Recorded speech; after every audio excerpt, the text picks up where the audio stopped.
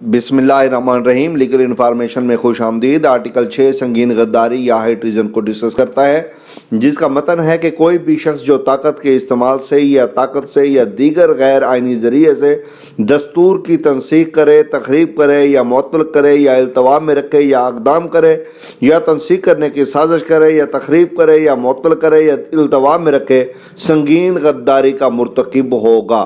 کوئی شخص جو شق اول میں مذکور افعال میں مدد کرے گا، معاونت کرے گا، وہ یا شریک ہوگا، اسی طرح سنگین غداری کا مجرم ہوگا.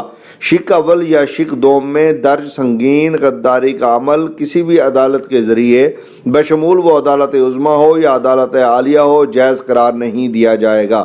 مجلس شورا پارلیمنٹ بذریعہ قانون ایسے اشخاص کے لیے سزا مقرر کرے گی جنہیں سنگین غداری کا مجرم قرار دیا گیا ہو. یہ آرٹیکل 6 ہے جسے ہم نے ڈسکس کیا ہے، اس کی عبارت پڑھی ہے. یعنی آپ نے پچھلی ویڈیو میں دیکھا تھا کہ آئین سے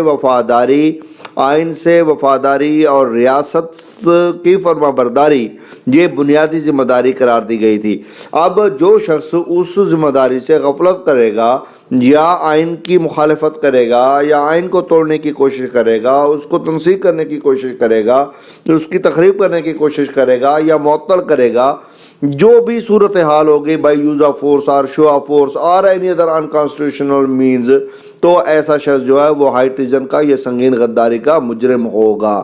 اور اگر کوئی شخص ایسے افعال میں مدد یا معاونت کرے گا، ایڈ کرے گا یا بیٹ کرے گا، تو وہ بھی شل like wise by guilty of high treason, وہ بھی اسی طرح مجرم قرار دیا جائے گا.